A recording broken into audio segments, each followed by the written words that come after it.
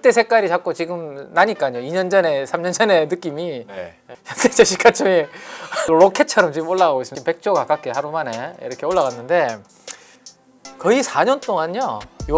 여기에서 움직였습니다. 여기 안에서. 그래서 아까 우리 대표님이 가져오신 그 사진에 몇 년을 지금 그 간병하면서 고생을 하신 겁니까? 지금 그러잖아요, 그죠? 네. 이걸 기다린 거죠. 지금 반도체는요 이렇게 올라가고 있습니다. 이익 전망이 예. 아시잖아요. 근데 현대차는 지금 보시면 별로 움직임이 없어요. 근데 주가는 이렇게 지금 치솟아 올라오고 있죠. 그러니까 본업보다는 새로운 성장에 대한 색깔을 딱 입혀버리니까 포스코홀딩스가 그냥 100까지 막 날아간 것처럼 현대차도 사실은 지금 본업이 아닌 거죠. 본업은 별로 안 좋았잖아요. 근데 여기에 로봇이라는 색깔을 시장에서 입혀버리니까 유동성이 그냥 편안하고 밸류에이션도 요거는 뭐 예민하게 보지 마시고, 그러니까 언제까지 더 갈지에 대한 걸 말씀하셨잖아요. 또다시 이제 그러면 2차 전지에 광풍이 불었던 대형주의 포스코홀딩스가 언제가 그러면 고점이었는지를 한번 참고를 해보고. 단기적으로는 부담스러워요. 약간 매물 나오기 시작해서 조금 고점에서 둔화된 패턴들 들어온다 그러면 또 사야 됩니다. 그게 맞다고 보여주고 있고, 약간 로봇 버블 얘기하니까 웃으시더라고요. 버블을 향해서 막 달려갈 때가 제일 무서운 거거든요. 그렇죠. 그때가 모든 수익률이 다 결정되거든요. 그렇기 때문에 내가 무서워서 안 돼 라고 하는 것보다 아직 대형주 쪽에서도 아직 충분히 모든 종목들 많습니다. 예. 그것도 체크하게 되면 지금 뭐 끝났다라고 생각하거나 아니면 고점보다는 확장시키는 게 이럴 때는 더 투자 아이디어를 대가기가 좋겠다라고 봐야 될 것 같고요.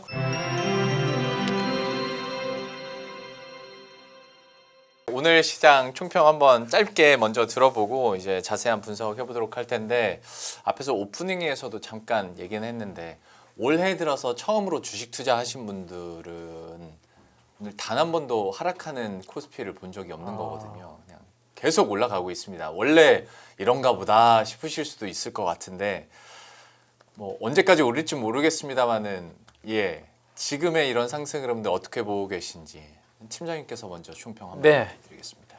원래 주식 시장이라는 것은 그렇게 쉽게 돈을 잘 벌어주진 않습니다. 네. 그거를 다시 한번 말씀을 그렇지 않습니까, 그죠? 맞죠. 진짜 열심히 해도 돈이 될까 말까 한데 혹시라도 그런 생각을 하셨다면 조금 조심할 필요 있다. 주식시장은 그렇게 쉽게 돈을 벌어주는 것은 아니다, 그죠? 근데 12개월 아니죠. 12거래일 연속으로 상승이 되다 보니 이제 우리 사회자님 말씀처럼 진짜 그렇게 생각하시는 분도 있을 것 같아요. 매일 자고 일어나면 뭐 계속 조금씩 올라가니까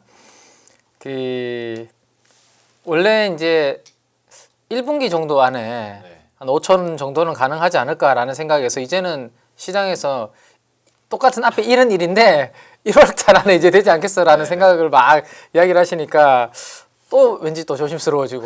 네. 그러니까 우리는 주식시장에 항상 몸담고 있으니까 내려도 고민이지만 이렇게 올라도 사실은 저는 계속 고민인 것 같아요. 왜냐하면 점점 이제 주가가 올라가고 이렇게 하면 뭐 수익을 낼 만한 것들은 점점 또 약간 이제 이미 올라가니까 어디에서 더 수익을 이제 또 낼 수 있지, 이런 고민들은 계속 할 수밖에 없잖아요. 그래서 오늘도 여전히 미국에서 한 2가지 정도 이슈가 지난 주말에 있었던 것 같아요. 뭐 반도체 관세 관련된 이슈도 있었고, 그 다음에 또 그린란드 관련해서 뭐 그 관세 또 거기 뭐 한다면서요. 거기 국가들 동맹국들한테 할 수 있다. 그리고 또 하나는 이제 연준의 차기 의장에 대한 이제 또 원래 했던 분은 아니다. 새로운 또 하면서 막 그 어디죠? 폴리마켓인가요? 우리 거기 베팅 사이트에서 막 순위가 막 바뀌는 그러한 이벤트들이 있으면서 미국의 금리가 이제 튀어버렸거든요. 그래서 저는 사실은 미국이 이렇게 금리 튀면 안 되는데 또 오늘 또 조심해야 되나 생각했는데, 아침에 잠깐 쉬다가 또 이렇게 되는 거 보면 뭐 아무튼 이 기세는 대단한 기세인 것 같습니다. 참 새로운 시장에서 새로운 기세로 달려가고 있는데, 그 대표님은 이런 시장, 이런 랠리 좀 어떻게 보고 계십니까? 이게 오래 여기에 몸담고 있다 보면 이런 랠리가 본능적으로 좀 숨이 차다라는 느낌이 오세요? 아니면 좀 또 나는 그 다음 스텝을 미리 준비하고 있어야지라고 생각을 하세요? 그냥 간단히 봐야죠. 뭘 고민하십니까? 그냥 아침에 일어나서 현대차 딱 사고 올라가고 됐고 예. 야 현대차는 누가 올리는지 아십니까? 누가 올려요? 대표님이 올리시는 거예요? 예? 아, 아닙니다. 누가 올리는 겁니까? 현대차는 개인들이 올립니다. 아, 그거랑 예. 공매도 청산이 올리고 있습니다. 공매도 쇼커버릭이 올리고 있습니다. 예. 이렇게 되니까 이제 무서운 거예요. 약간 KB 그 임원하신 이거 나오신 분하고 예, 잠깐 얘기하면서 그런 얘기 하시더라고요. 요즘 사모펀드 그 관리하신 분이 따로 있습니까? 뭐 하여튼 그쪽이라고 하시는데 예, 하셨다가 자꾸 민감한 거 물어보세요. 아이 뭐 퇴직하신 분이에요. 네네. 그러니까 뭐 상관없잖아요. 아. 예, 그래서 요즘 동향을 얘기해 주시는데 네. 사모펀드 그 약간 롱숏해서 숏이 완전히 죽었대요. 아, 그러다 보니까 이렇게 과열차게 나오는 변화를 보게 되면 그렇다란 것들이 그러니까 유동성이 막 밀고 오는 결과가 이제 이런 쪽까지 들어오는구나라고 보고 있고 거기서 또 이렇게 되는 또 하나의 가장 큰 단서를 또 그렇게도 얘기하시더라고요. 유튜브의 힘이다. 유튜브의 힘? 예, 그런 얘기도 하시더라고요. 유튜브로 뭐 이런 전략 영상들이 많아서 많이들 한다 뭐 그런 뜻이에요? 제가 지금 갈피를 못 잡아서.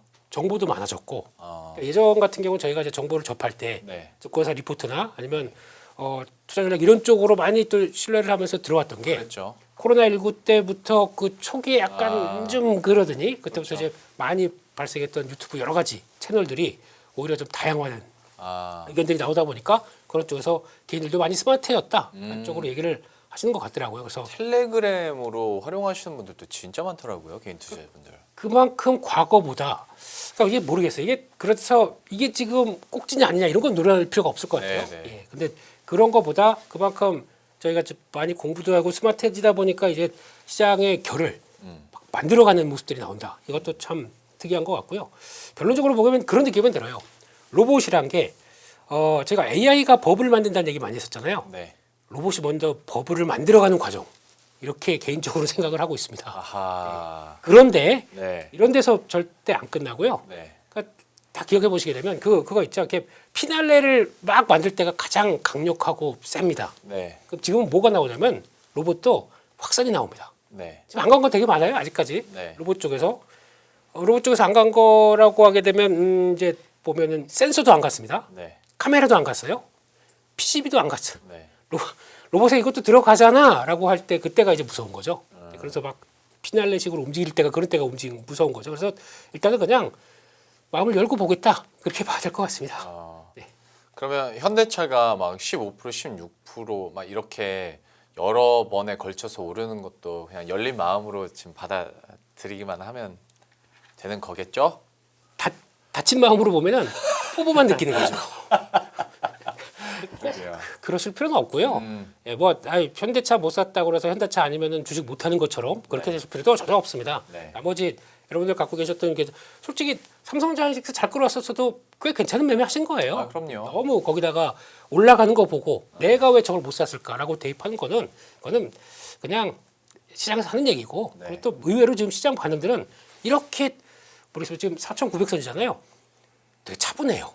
그래서 막 뭐 과열돼서 막 우와 이거 5,000선 뭐 이런 얘기 별로 안 나오는 것 같거든요. 그냥 그것도 참 신기하다 그렇게 바라보고 있습니다. 그 유튜브 알고리즘을 보다 보니까 오늘 그냥 문득 든 생각이 있는데 연예인들 채널 있잖아요. 거기에 주식 전문가들이 하나둘 나오기 시작하는 거예요. 그래서 코로나 때랑 되게 닮았다라는 생각과 함께 물론 조심하자 많이 떨어진다 이런 게 아니라 공중파에서 그분 봤습니다. 그 코로나 되게 때. 많이 닮았다. 예. 라는 현상들이 근데 그 현상이 이제 초입이에요. 이제 초입. 예, 그러다 보니까 참 여러 가지 생각을 하게 됐습니다. 뭐 소외나 느낌적인 느낌들은 이 정도로 하도록 하겠고 그러면 오늘 시장에 대한 분석을 조금 더 자세히 해보도록 할 텐데 약간 좀 또 자료 구성을 좀 달리 해주셨다고 해서 방금 전에 말을 마치긴 하셨지만 오늘의 시장 동향 대표님께서 다시 한번 좀 정리를 해주시죠. 네, 한 2주 만에 진급해서 오시니까 잘 모르시겠죠 이런 거. 예. 연합뉴스 경제팀이 그러니까. 바뀌었습니다. 예. 높은 층에 계시니까 좋으시겠죠. 예.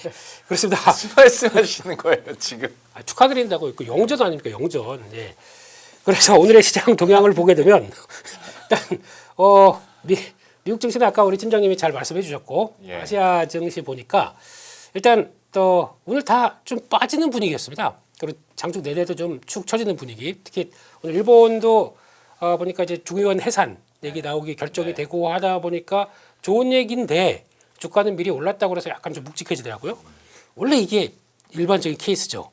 예, 뭐 호재, 도출, 주가 하락 뭐 이런 모습인데 우리는 뭐 그냥 달리자. 이왕 역사적으로 13거래일까지 상승이 기록이다 보니까 네.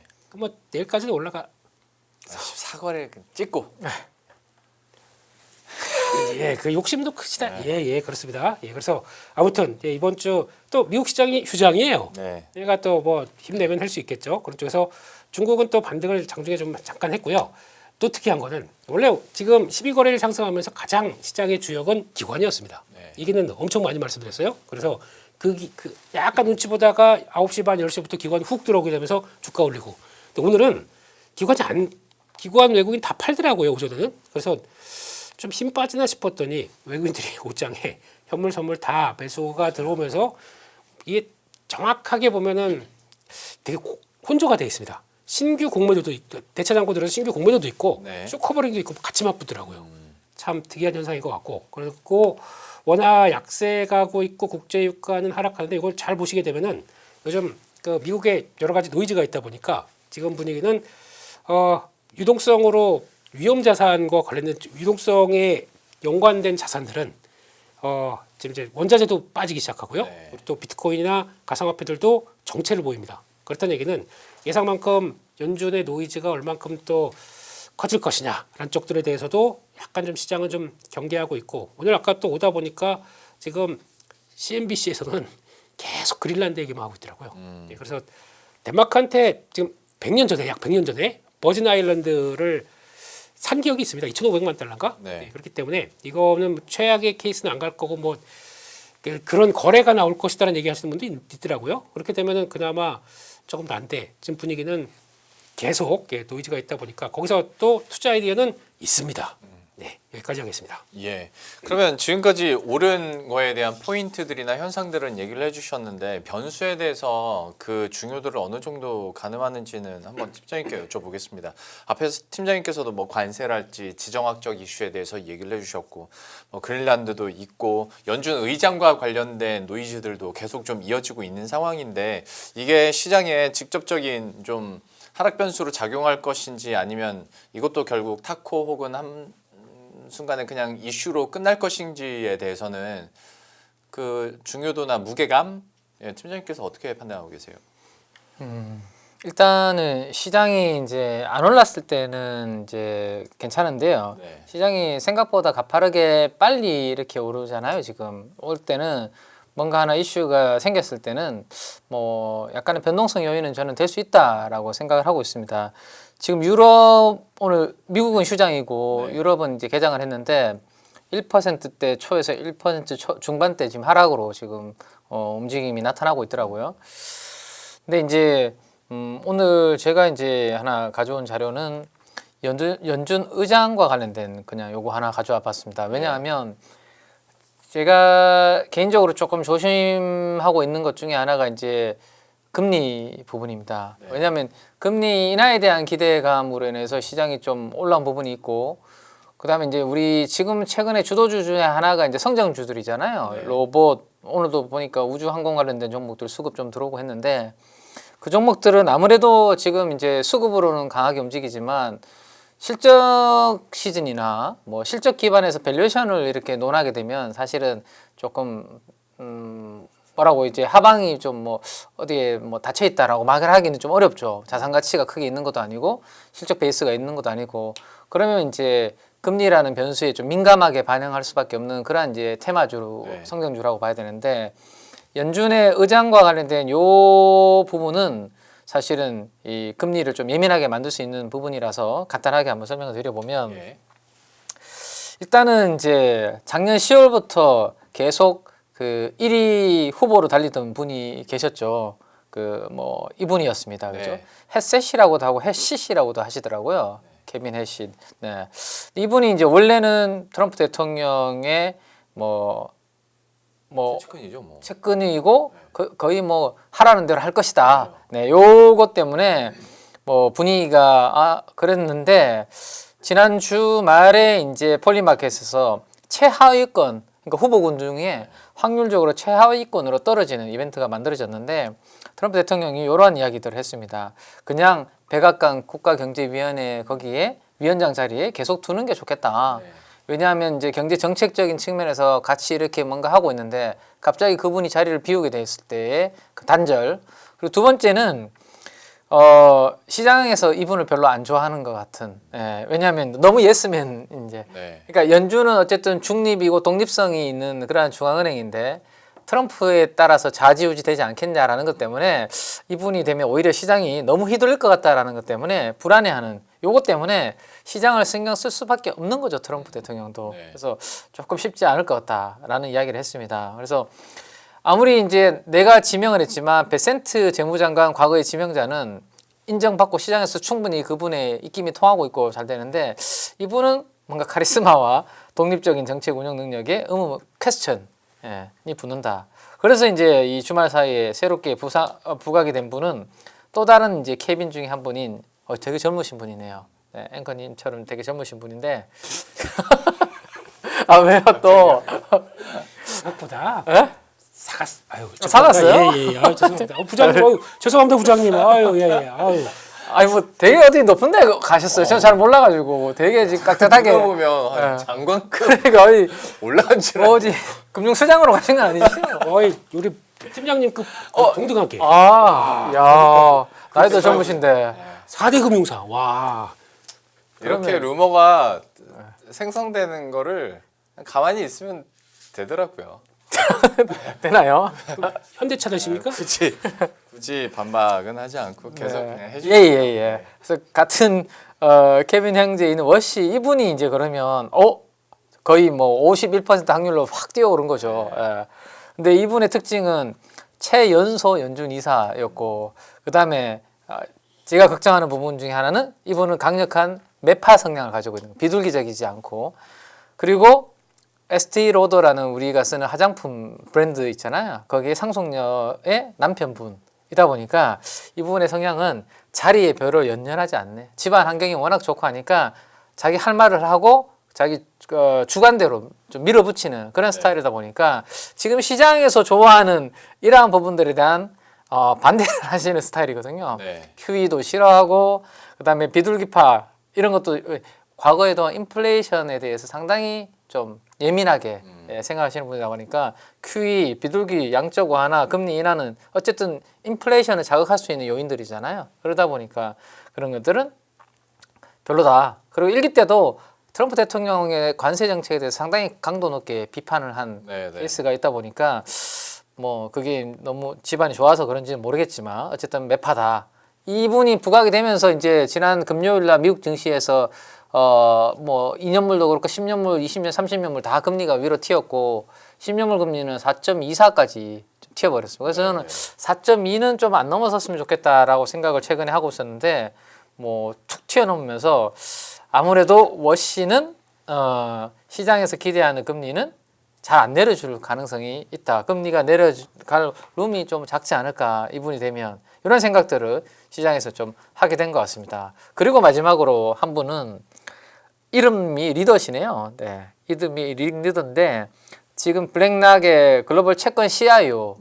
근데 이분이 의장 인터뷰를 했다라고 공개적으로 이야기를 하셨습니다. 그래서 이분도 이제 의장 확률이 살짝 올라오는 새롭게 올라오는 부분이 되는데 워낙 이제 월가에서 활동을 하시던 분이니까 금융시장이 뭘 원하는지 잘 알고 시장하고 소통이 잘 되는 인물이다라고 시장이 평가를 하고 있는 거죠. 그래서 이왕이면 이분이 되면 그래서 좀 괜찮지 않을까라고 생각이 되는데 왜냐하면 이분은 금리를 일단 연준이 생각하는 중립금리 3%까지는 일단 내려보자라는 스타일을 가지고 있거든요. 그래서 유연한 사고 비둘기파적인 워시보다는 조금 전에 그래서 주식시장은 긍정적으로 바라볼 수 있지 않을까. 근데 문제는 아직도 이분이 확률이 좀 높다 보니까 만에 하나 케빈 워시가 혹시나 이제 당선 확률이 조금 높아지는 의장으로 이제 지명 가능성이 좀 높아지는 분위기가 되면 지금처럼 이제 금리가 약간씩 또 더 튀게 되면 어쨌든 성장주는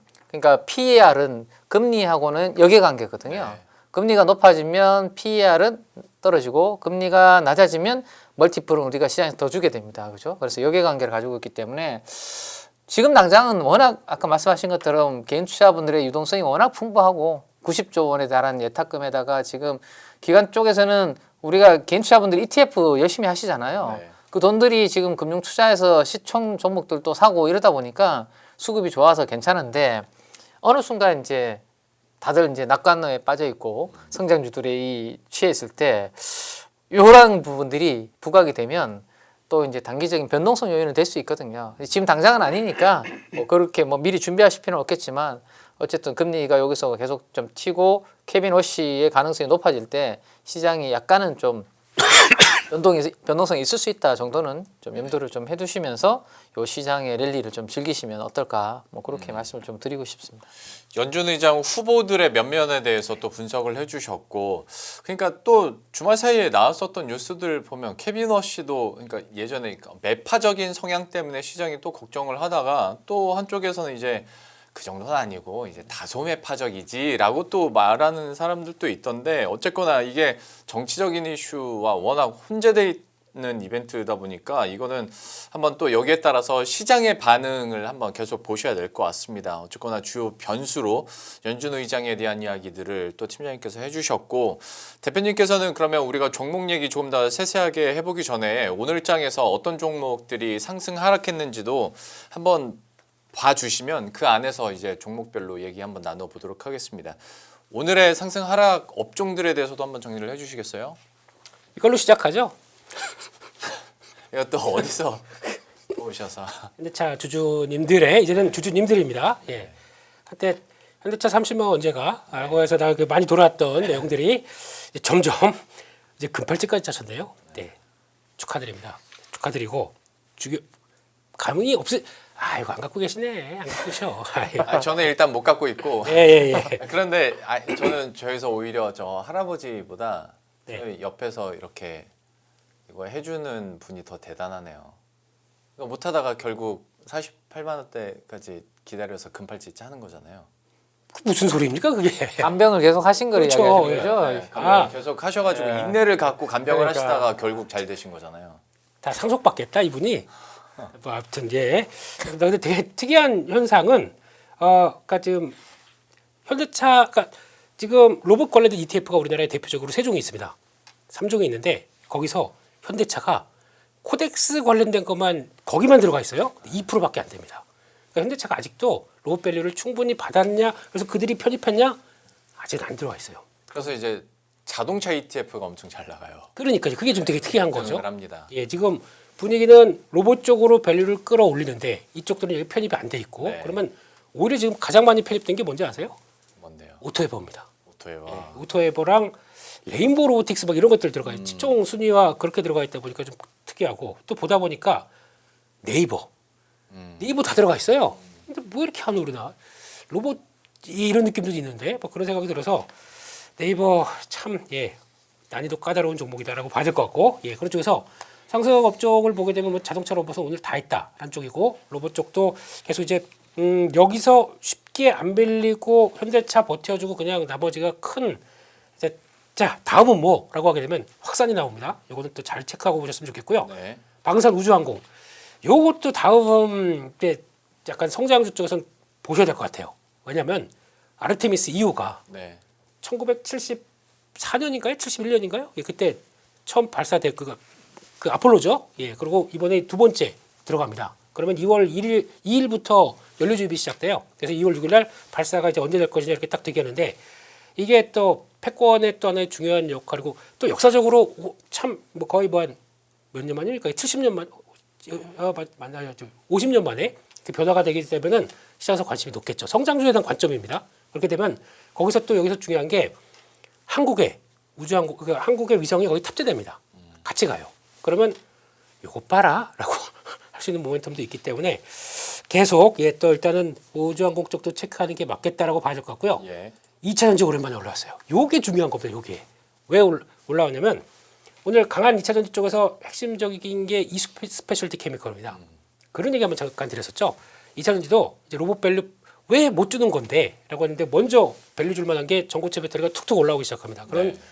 로봇들이 이제 모멘텀이 확산되는 과정들이겠죠. 예, 그렇기 때문에 그런 것도 봐야 될 거고 카메라 모듈 여기까지만 하겠습니다. 예, 다 지금 그 로봇이 확산되는 과정들로 봐야 될 것 같아요.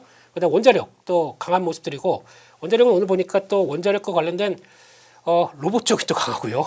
그런 쪽이고 조선 강한 모습들이고 자원 개발 이거는 요즘 미국 시장에서 또 핫한 테마와 행정명령으로 레벨업을 시키겠다라고 하는 강한 의지가 있는 쪽이다 보니까 이쪽들도 꼭 보셔야 될 것 같습니다. 지금 분위기는요. 그런 것 같고 하락 쪽은 일단 소비 내수 안 좋아요.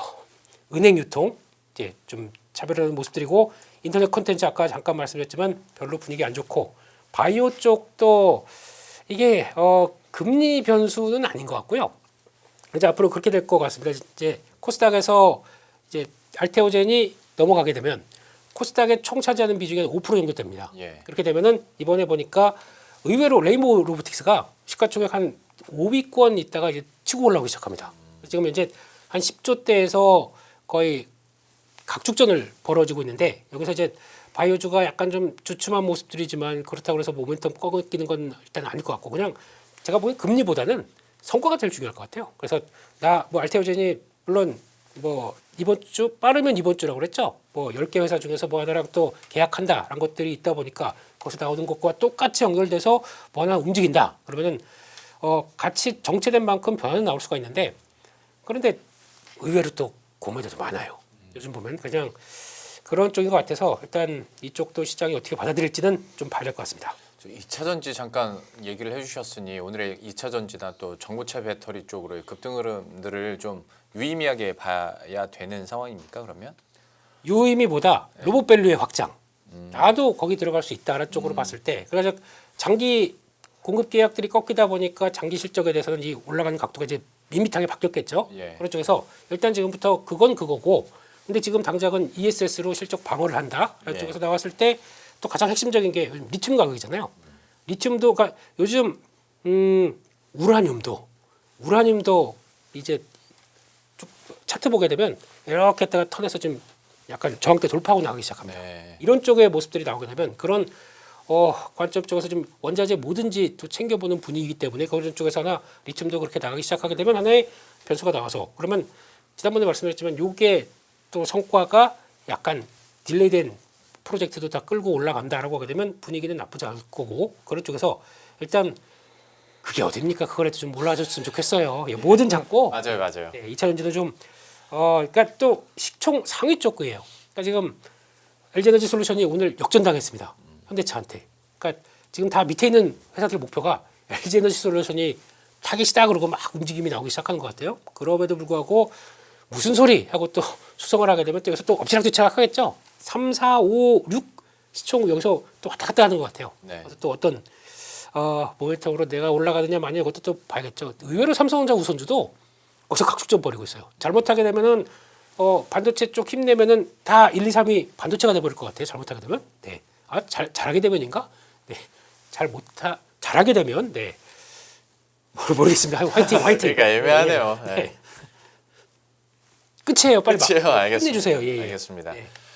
상승과 하락 업종 중에서 또 2차 전지에 대해서 조금 더 코멘트 들어봤고 또 뭐 중간에 나왔었던 현대차에 대해서는 팀장님께 좀 여쭤보겠습니다.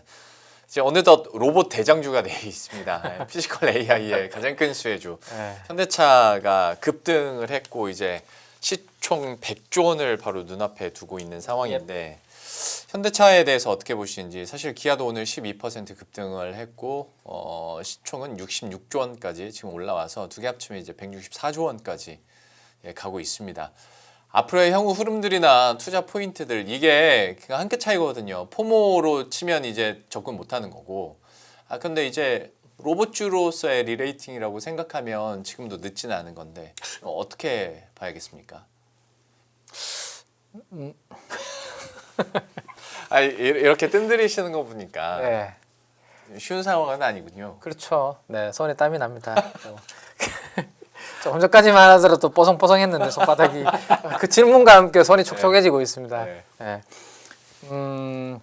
일단 저는 오늘 뭐 당연히 현대차에 대한 질문을 뭐 오늘도 하실 거라고 생각을 하고 그러면 어떤 느낌을 받고 있는지에 대해서 그냥 저는 제 생각을 공유해드리기 위해서 포스코 홀딩스의 차트를 가지고 왔습니다. 대형주 중에 네. 이 포스코 홀딩스의 2020년부터 지금까지 약 5년, 6년 동안의 시가총액의 변화거든요. 네. 포스코 홀딩스가 우리가 포스코 홀딩스로 좀 돈을 벌었다라는 사이클이 있었던 가장 최근 구간은 요 구간 아닙니까, 그죠? 네. 2023년도에 뭐 좀 전에 말씀하셨던 2차 전지가 시장에서는 주도 섹터로서 엄청나게 바람을 불던 그렇죠. 그때 이제 포스코 홀딩스는 시총이 저렇게 올랐었습니다. 그러면 저때 이익이 좋아서 저렇게 올랐을까요? 이익이 그 그림이 요 그림인데요. 네. 노란색이 포스코 홀딩스가 앞으로 12개월 동안에 돈을 벌 건지 못 벌 것인지 보여주는 건데 아까 23년도에 주가가 많이 올랐잖아요. 네, 23년도에 주가가 많이 올랐는데 지금 보시면 노란색은 이렇게 계속 떨어졌습니다. 실적은 보잘 게 없었다라는 이야기죠. 네. 네. 근데 그러면 우리가 주가는 다들 아시겠지만 요 실적이라는 EPS에다가 PER이라는 걸 곱해가지고 네. 아니면 BPS에다가 PBR 곱해서 이렇게 계산하잖아요. 예. 지금 보시는 것처럼 EPS는 떨어지고 있는데 주가가 올랐어요. 그러면 당연히 PER 멀티플이 엄청나게 이제 올라간 거죠. 예, 지금 그림에서 보시는 것처럼 한 3배 정도에서 거래되다가 이게 몇 배까지 올랐습니까? 17배. 포스코라는 이 철강주가. 네. 그러면 이 철강으로 밸류에이션 17배나 줄 수 있겠습니까? 못 주잖아요. 그쵸. 중국에 대한 압박, 뭐 전통적인 산업의 이미지인데 결국 그때도 2차 전지라는 뭔가 성장의 색깔을 확 씌워버리니까 그렇죠. 대형주가 갑자기 저게 한굴 탈퇴를 해버린 거잖아요. 원래 되게 무거운 종목이 무거운 주식이죠. 예. 시클리컬로 중국이 철강에 대해서 뭐 감산을 하거나 경기가 좋아서 첨가 가격이 중국에 좀 올라가면 그나마 우리 같이 좀 움직이고 그런 정도였고 2004년도에서 8년도에 중국의 엄청난 그런 발전을 제외하면 네. 예. 근데 요 그림을 한번 보면 예. 예. 그러면 그때 당시에 네. 포스코 홀딩스가 밸류에이션이 어디에 있었냐라는 것을 한번 보면 공교롭게도 여기 PBR 밴드 제일 아래에 있었습니다. 0.3배에서 그러니까 자산 가치 대비해서 거의 3분의 1 수준에서 왜냐하면 업황이 안 좋으니까 아까 실적 떨어지고 있었잖아요. 저기에 거래되고 있었는데 갑자기 리튬 붙고 2차 전지 붙어버리니까 순식간에 이게 3배 이상 오르면서 1배까지 간 거거든요. 그때 생각이 나거든요, 저는. 또 왜 너무 또 너 조심해야 되나요, 제가? 갑자기 찬물을 이렇게 아니 찬물이 아니라 아니, 저는- 아니 찬물이 아니라 저는 안 올라간다는 이야기가 아니라 이 성격을 알아야 된다는 거죠. 이 다 자금의 성격을 아. 이 돈들이 뭘 향해서 지금 이렇게 들들 끓고 있는지 네. 그때 2차 전지에 대해서 그냥 2차 전지 하나가 그 전기차 시장이 엄청나게 커질 거라는 기대감으로 프리미엄을 저렇게 주면서 실적도 안 좋은데 3배 이상 보낸 거잖아요. 근데 밸류에이션은 PBR로 0.3배였습니다. 네, 네. 불안한 눈빛인데요. 제가 아니 설마 이게 제가 여기서 아까 앞에서 한 분은 로봇 버블 얘기하시고 한 분은 갑자기 포스코홀딩스를 갖고 오더니 저는 버블이라고 말씀 안 드립니다. 예, 그러면 지금 이걸 비교를 한번 해보려고 가져온 거죠. 네네. 왜냐하면 그때 색깔이 자꾸 지금 나니까요. 2년 전에, 3년 전에 느낌이. 네. 예, 그럼 지금 이제 다시 돌아가서 현대차 시가총액 로봇처럼 지금 저기 로켓처럼 지금 올라가고 있습니다. 오늘 거의 100조 가까이 올라갔잖아요. 네, 지금 100조 가깝게 하루 만에 이렇게 올라갔는데 거의 4년 동안요. 여기에서 움직였습니다. 여기 안에서 그건 맞죠. 30조에서 네. 60조. 그래서 아까 우리 대표님이 가져오신 그 사진에 몇 년을 지금 그 간병하면서 고생을 하신 겁니까? 지금 그러잖아요, 그죠? 네. 이걸 기다린 거죠. 근데 이거 한번 보시면 포스코랑 저는 좀 비슷한 것 같습니다. 왜냐하면 현대차 보시면 오히려 작년도부터 현대차는 돈을 별로 못 벌 거다라고 여러 가지 관세 이슈라든지 중국의 경쟁 뭐 등등으로 인해서 지금 반도체는요 이렇게 올라가고 있습니다. 이익 전망이 예. 아시잖아요. 예. 근데 현대차는 지금 보시면 별로 움직임이 없어요. 근데 주가는 이렇게 지금 치솟아 올라오고 있죠. 근데 그 위치가 포스코 홀딩스랑 비슷합니다. 딱 PBR 밴드 바닥에서 더 내려갈 건 없는데 그러니까 본업보다는 새로운 성장에 대한 색깔을 딱 입혀버리니까 포스코 홀딩스가 그냥 1배까지 막 날아간 것처럼 현대차도 사실은 지금 본업이 아닌 거죠. 본업은 별로 안 좋았잖아요. 근데 여기에 로봇이라는 색깔을 시장에서 입혀버리니까 유동성이 그냥 편안하고 밸류에이션도 예, 만들어 버리는 그거죠.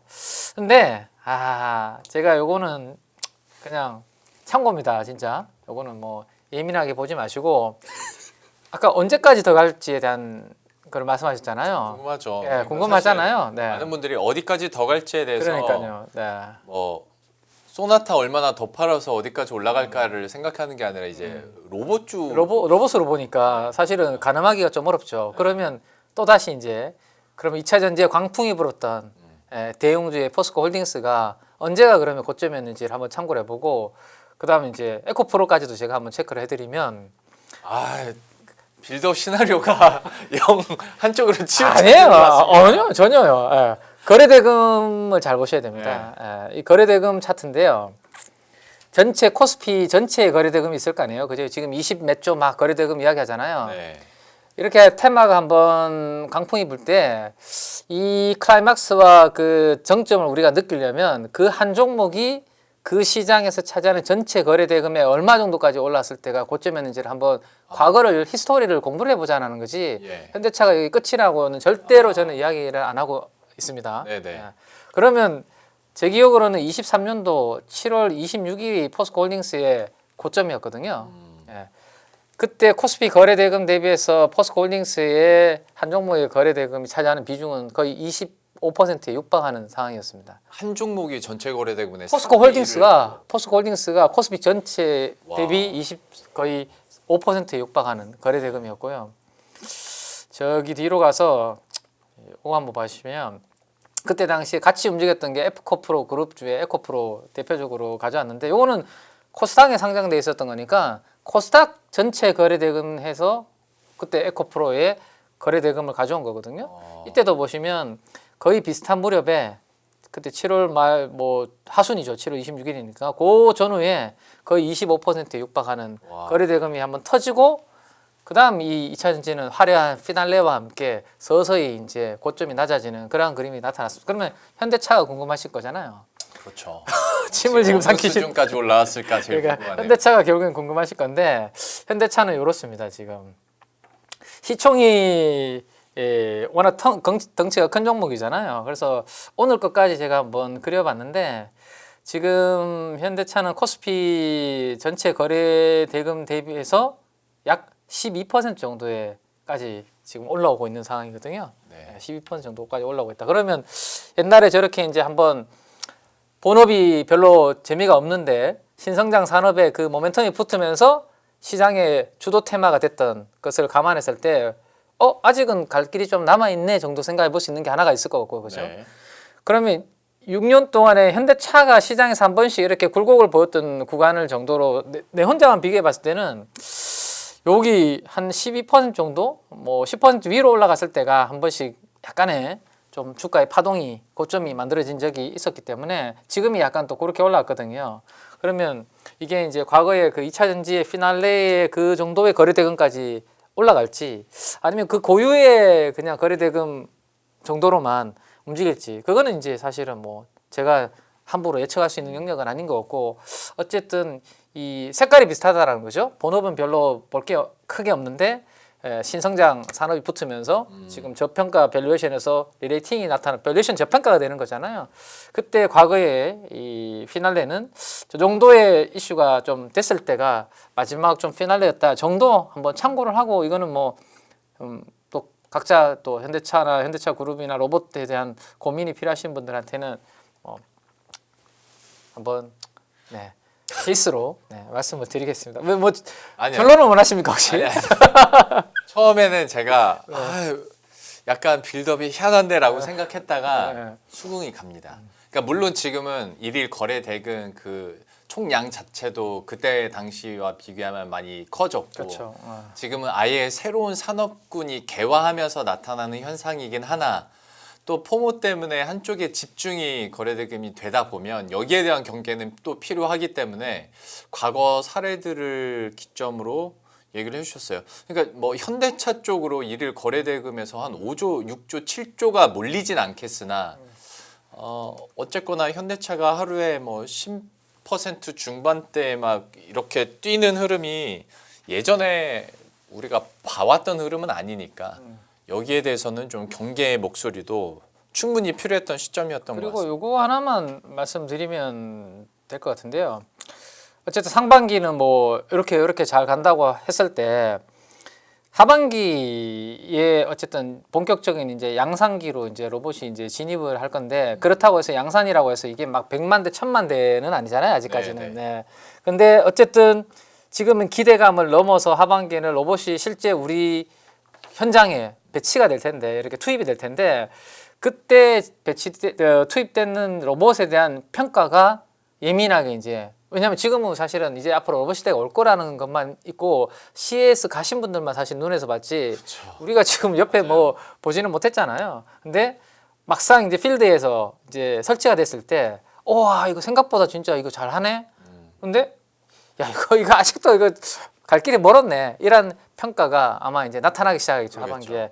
그러면 이제 단순 테마주에서 뭔가 이제 긍정적인, 부정적인 이러한 평가에 따라서 좀 분위기가 달라질 수 있는 옥석 가리기에 이제 만들어질 가능성이 높기 때문에 우리 2차 전지도 자꾸 2차 전지랑 비교를 해서 죄송한데 우리 하이프 사이클이라고 있잖아요. 네. 성장이 이렇게 되다가 갑자기 이렇게 훅 꺼지는 구간. 네. 그래서 만약에 아직 생각했던 것보다 뭐 휴머노이드라든지 뭐 이런 로봇들이 조금은 시기상존해 라는 분위기가 형성이 되면 여기도 이제 하이프 사이클이 나올 수 있는 그러한 이제 부분이고 또 금리에 또 예민할 수 있는 부분들이기 때문에 이런 부분들은 또 추후에 잘 보시면서 하시면 좋겠고 지금은 어쨌든 뭐 유동성이 어쨌든 뭐 이런 쪽으로 확 끌어올리고 있으니까 가지고 계신 분들은 잘 즐기시면 어쨌든 좋을 것 같습니다. 알겠습니다. 분명히 지금 시점에서 한 번쯤은 짚어줘야 됐던 포인트인 것 같습니다. 현대차에 대해서 또 얘기를 딱 해주셨고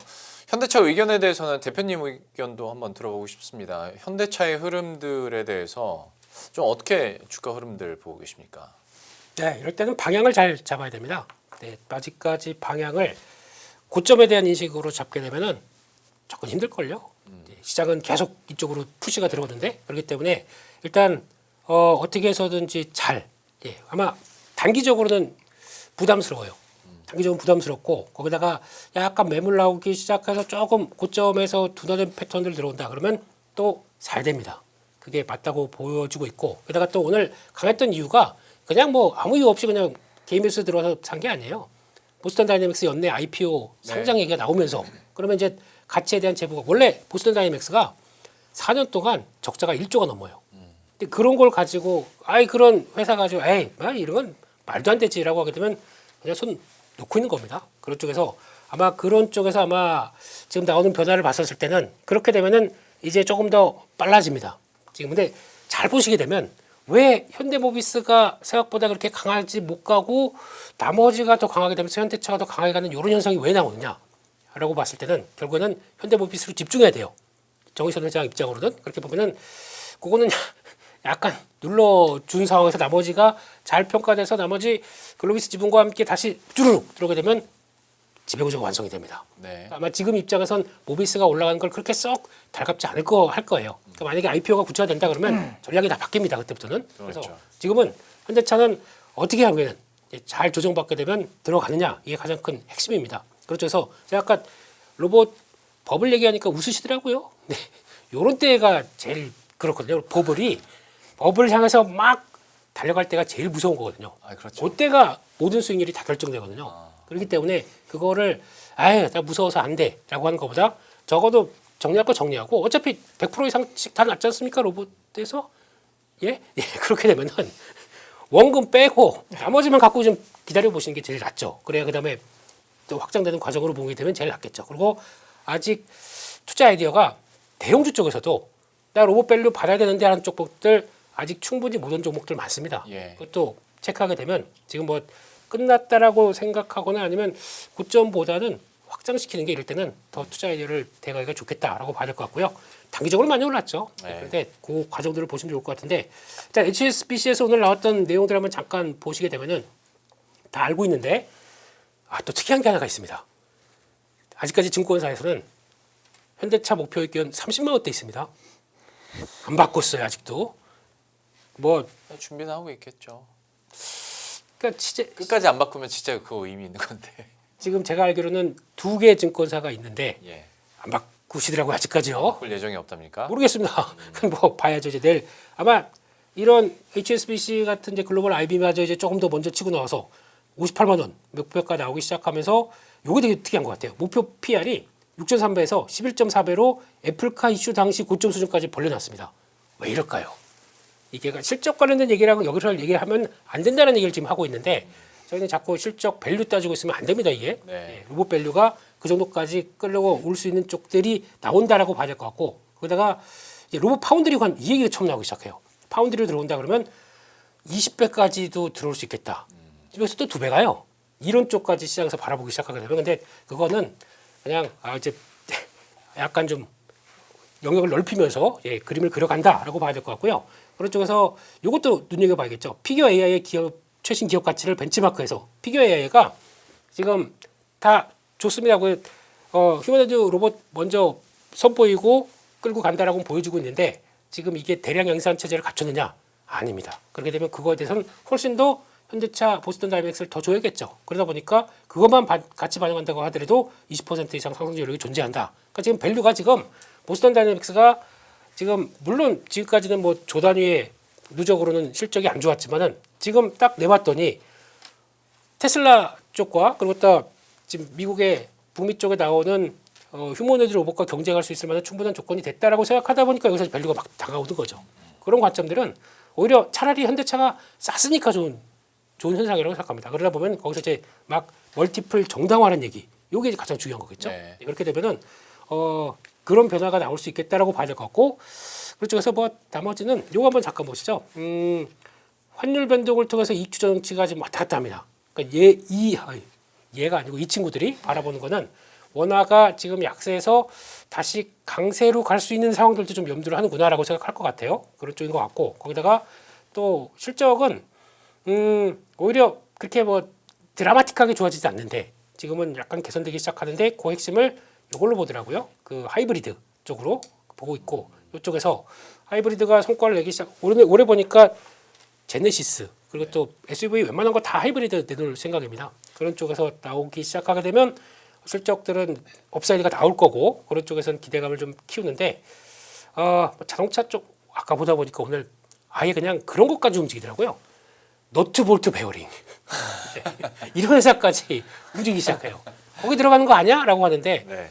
지금은 웃으시지만 주가 또 쫙 가게 되면은 투자 아이디어를 확장시켜야 될 때가 언젠지 로봇 밸류가 막 끌고 막 나가기 시작할 때 버블을 향해 갈 때 그때 이런 게 많이 펼쳐진다라고 하게 되면 이용하는 자와 그냥 아이고 그냥 그 로봇 저렇게 저런 거 어떻게 사 뭐 이렇게 하시는 분들은 차이가 있다고 생각합니다.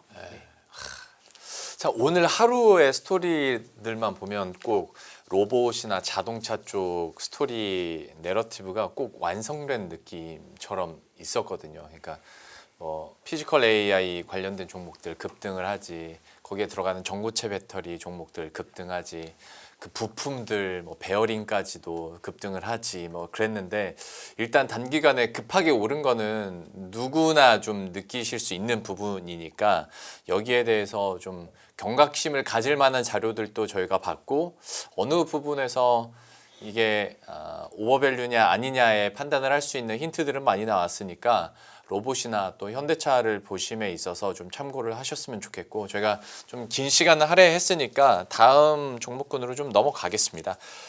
하이브 쪽 뭐 더 넓히면 엔터나 그런 쪽도 얘기는 할 수 있을 것 같은데 BTS 이제 월드 투어 일정이 확정이 됐고 여기에 따라서 또 다시 한번 좀 이슈들이 집중이 되는 것 같습니다. 엔터주나 그리고 하이브에 대해서 팀장님께서 좀 어떻게 보시는지 투자 아이디어 좀 부탁드릴게요. 네, 뭐 엔터는 작년 우리 연말 때부터 계속 이제 말씀드렸고 최근에 가장 큰 이슈는 이제 생각했던 기대했던 한한령이라는 이 부분이 중국에서 이제 잘 그렇죠. 풀리지 않았던 그래서 이제 엔터주들이 하락을 하면서 그때도 이제 업데이트 이슈로 제가 한번 가져왔던 이유는 오히려 하이브 같은 경우는 이렇게 이제 한한령이 잘 안 된 걸로 인해서 덩달아서 빠질 때가 올해를 대비해서 좀 싸게 살 수 있는 저는 기회라고 이제 생각이 된다라고 이제 우리 연합에서 말씀을 좀 드렸었는데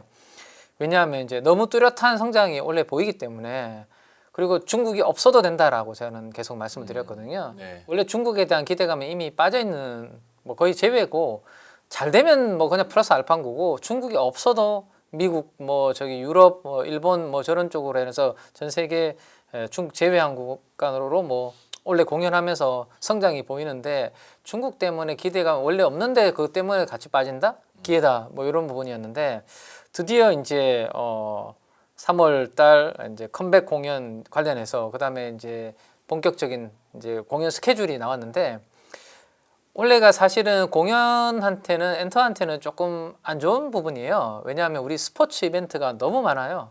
네. 내일 우리 또 그 아시안컵 U23 또 일본하고 또 한판 대결이 있습니다. 뭐 그러한 것들을 시작으로 이제 밀라노 동계올림픽 있고 그다음에 저 WBC 월드 그 베이스볼 또 있고요. 뭐 많아요 지금. 그러면 사실은 엔터한테는 약간 좀 부정적이죠. 왜냐하면 다른 볼 것들이 많아지니까. 그래서 사실은 12개월, 12개월 정도의 공연 기간을 놓고 본다라면 한 2개월 정도는 올해는 좀 빼고 봐야 되거든요. 그럼 10개월 정도밖에 안 남잖아요. 그럼 10개월 남은 그 구간에서 최대한 많은 횟수를 해야 되는 부분이 있는데 다행스럽게도 이제 월드 투어 일정 자체가 숫자가 꽤 높은 숫자를 지금 예고를 하고 있고 그다음에 오늘 나온 뭐 오후 한 3시경에 연합뉴스 기사 제가 이제 열어놨는데 3월 달에는 연합 꼭 출연을 해야 될 것 같습니다. 네. 광화문 여기에서 네, 컴백 공연 추진한다라고 지금 신청을 했거든요. 요 근처에서 3월 20일 날 이제 신보 나올 때 일대가 난리 날 거랍니다. 심각하겠는데요? 그러니까 지금 일대가 난리 날 거라고 이야기가 나오는데 그게 뭐 월요일이 될지 뭐 무슨 요일이 될지는 모르겠지만 어쨌든 네. 그러면서 지금 분위기가 이제 뭔가 뜨거워지고 있습니다. 지금 3월달 컴백을 앞두고 이러한 부분들까지 기사가 돌면서 그래서 오늘 보면 뭐 최근에 한알령 이슈와 함께 많이 빠졌던 SM이나 그다음에 YG나 이런 기업들보다는 사실은 그때는 덜 빠졌어요. 오히려 덜 빠졌는데 오히려 오늘 올라갈 때는 더 세게 오르고 신고가를 동시 돌파했거든요. 그러면 이런 것만 놓고 봤을 때도 우리가 주도주는 빠질 때는 덜 빠지고요.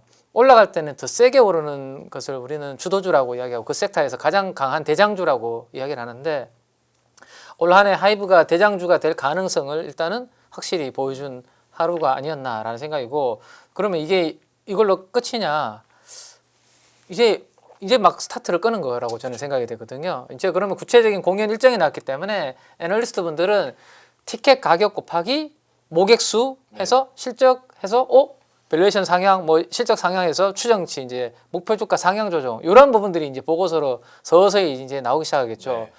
1년 사이 2020년도 코로나 때 하이브가 공연을 엄청나게 준비했다가 코로나 때문에 못했잖아요.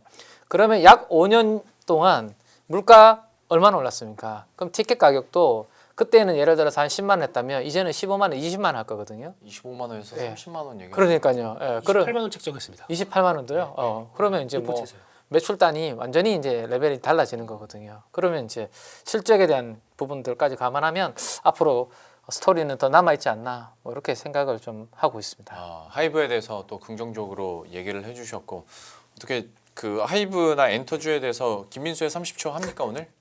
어떻게 할까요? 자, BTS 형님들은 잘할 거고요. 예. 캐치아이 네. 1월 2일 날 네. 신보가 나왔습니다. 인터넷 걸. 벌써 핫백 3위 안에 다 들어가 있습니다. 네. 핫백 3곡이 다 들어가 있습니다. 네네. 캐치아이 화이팅! 만홍 화이팅! 이상입니다. 네, 남은 것 같은데. 알겠습니다. 잘 하시길 바라겠고요. 엔터주와 하이브에 대해서 또 하이브는 뉴스화가 이제 앞으로 더 될 테니까 여러분들도 관심 있게 지켜보시면 좋을 것 같고 그때 되면 더 구체적으로 한번 이야기 나눠보도록 하겠습니다. 오늘 두 분과는 이 정도로 마무리 짓고 인사드리도록 할게요.